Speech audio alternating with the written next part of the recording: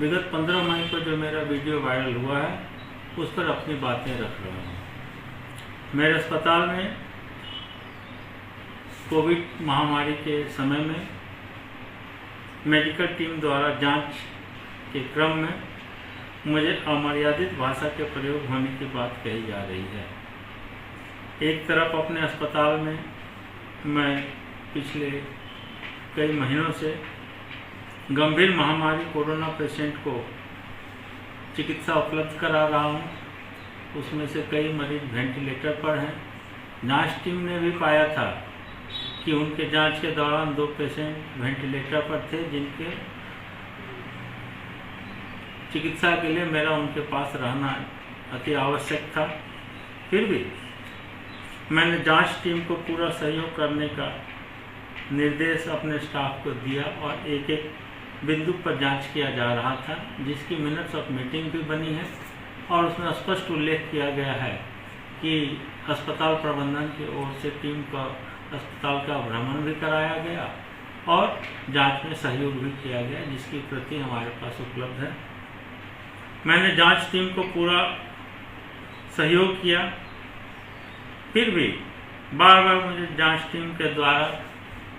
ICU से अपने office में बुलाया जा रहा था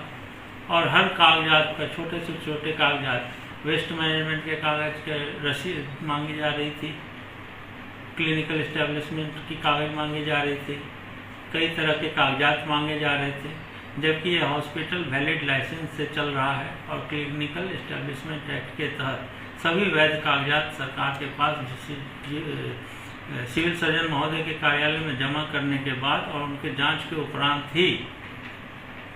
क्लिनिकल एस्टेब्लिशमेंट एक्ट के तहत अस्पताल के लाइसेंस का रिन्यूअल हुआ था। ऐसे में जब मैं कोरोना महामारी के मरीज का इलाज कर रहा था, जो एक एक ऑक्सीजन के लिए तरस रहे थे और अपने जीवन के लिए फाइट कर रहे थे और मैं उनके जीवन रक्षा में लगा था, तो जांच टीम द्वारा मुझे बार बार परेशान किए जाने के कारण मैं परेशान होकर अपना आपा खो बैठा और मैं थोड़ा झल्ला भी गया था। और दूसरा, मुझे अपने मरीज की चिंता भी बुरी तरह सता रही थी और किसी भी विषम परिस्थिति में उनके परिवार पर गुजरने वाली पीड़ा को भी मैं महसूस कर पा रहा था। इसी संवेदनशीलता के अतिरेक में मैं अपना आपा खो बैठा और कुछ ऐसी बातें कह गया जो एक डॉक्टर होने के नाते मुझे नहीं कहनी चाहिए थी। मुझे इस बात का तत्काल एहसास भी हो गया था और मैंने कैमरा पर्सन को कहा था कि आप इस अमर्यादित भाषा को हटा दें और संपादित करके ही चलाएं, लेकिन उन्होंने मेरे अनुरोध को नहीं माना और पित्त पत्रकारिता के तहत इस चीज़ों को वायरल कर दिया, जो समाज के लिए, अस्पताल के लिए और उसमें जिन लोगों का भी जिक्र था सबके लिए एक नुकसानदेह चीज़ें साबित हुई और गैर जरूरी तरीके से इस चीज़ को वायरल किया गया। मेरा किसी भी तरह का इरादा किसी को भी नुकसान पहुंचाने का या उनके छवि पर आरोप प्रत्यारोप करने का नहीं था, लेकिन हाँ, मैं ये जरूर चाहता हूं कि एक हॉस्पिटल, सफल हॉस्पिटल के संचालक और एक उम्दा डॉक्टर होने के नाते मुझे अपने कोरोना मरीजों को बेरोक-टोक तरीके से, बगैर किसी हस्तक्षेप के, समुचित तरीके से इलाज करने दिया जाए। लेकिन मुझे लगा कि जांच टीम इस पहलू को नहीं समझ पा रही थी और उनका कुछ और ही उद्देश्य था जो चिकित्सा से संबंधित नहीं था। तो ये भी एक विचारणीय प्रश्न है कि कोविड महामारी के समय में जब केंद्र सरकार और राज्य सरकार के द्वारा किसी भी विभाग को, किसी भी संस्था पर छापामारी करने का आदेश नहीं है, ऐसे में 111 सेव लाइफ हॉस्पिटल, जो हमेशा से सरकार को सहयोग करता आ रहा है, सरकारी योजनाओं को मजबूती से धरातल पर उतारता आया है और डॉक्टर ओ.पी. आनंद की ख्याति पूरे कोल्हान में है और अधिकतर लोग जानते हैं कि डॉक्टर ओ.पी. आनंद मरीजों के लिए ज़रूरत पड़ने पर क्या क्या नहीं कर सकता है। अभी ज़्यादा दिन नहीं बीते हैं, आप लोगों को पता होगा, अखबार में छपा भी था कि मैंने अपने कोरोना मरीज के लिए अपना खुद का प्लाज्मा डोनेट किया था ताकि उनकी जीवन रक्षा हो सके।